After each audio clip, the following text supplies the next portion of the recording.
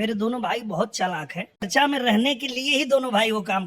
तो आज दिन में दिनेश लाल यादव निरहुआ जो जुबली स्टार कहे जाते हैं उनका एक इंटरव्यू आया था, जिसमें पत्रकार ने उनसे सवाल पूछा कि खेसारी लाल और पवन सिंह अपने आप को जो भाई कहते हैं और आपके छोटे भाई माने जाते हैं, इन दोनों के बीच में जो खींचतान और विवाद चलता रहता है, इसमें क्या सच्चाई है और कितनी सच्चाई है? क्या ये लोग सच में दुश्मनी करते हैं और फिर बाद में दोस्ती कर लेते हैं? दिनेश लाल यादव निरहुआ जी का जो बयान इस पे आया है वो आपको थोड़ा सा शॉक कर सकता है या फिर इसको आप मजाक में ले सकते हैं। दिनेश लाल यादव ने कहा कि मेरे दोनों छोटे भाई बहुत ज़्यादा चालाक हैं और जनता इस चीज़ को समझ नहीं पाती है कि वो लोग किस लिए ऐसा करते हैं। दरअसल वो लोग जानते हैं और आपस में बात भी किए रहते हैं कि चर्चा में बने रहने के लिए वो लोग की ऐसी एक्टिविटी और ऐसा ये लोग इसलिए करते हैं ताकि चर्चा में बने रहें, क्योंकि चर्चा में बने रहेंगे तब तक ले चलेंगे और चर्चा में नहीं रहेंगे तो फिर खत्म हो जाएंगे। इस तरह की बातें उनके मुंह से आई है। तो इस चीज़ को आप हंसी मजाक में ले सकते हैं या फिर इसको सीरियसनेस में भी लिया जा सकता है। आगे उन्होंने पवन सिंह के फिल्म सूर्यवंशम की भी तारीफ की है। सूर्यवंशम फिल्म के लिए उन्होंने कहा है कि काफ़ी दिनों के बाद कोई ऐसी फिल्म आई है जो 5-6 सप्ताह तक मल्टीप्लेक्स में चलने वाली फिल्म बन चुकी है, सूर्यवंशम फिल्म। तो ये तो सुन के काफ़ी ज़्यादा अच्छा लगा।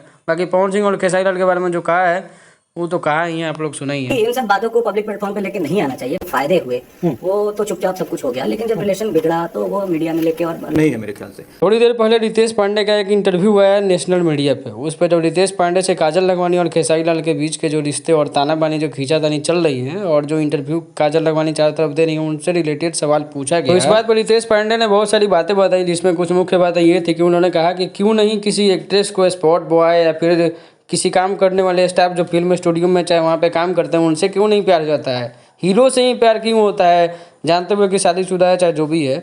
उसके बाद जब तक आपको रिलेशनशिप में फ़ायदे होते हैं तब तक तो सब ठीक होता है। जैसे ही कोई ऐसी अनहोनी चाहे कुछ खराबी हो गई, मन मुताबिक काम नहीं हुआ, तो उसके बाद आप लोग मीडिया में क्यों चले आते हैं? इन सब चीज़ों को आपस में सुलह कर लेनी चाहिए, क्योंकि मीडिया से पूछ के तो आप लोग प्यार मोहब्बत और रिलेशनशिप में पड़े नहीं थे, तो फिर मीडिया में आने की और एक दूसरे पे कीचड़ उछालने की क्या ज़रूरत है?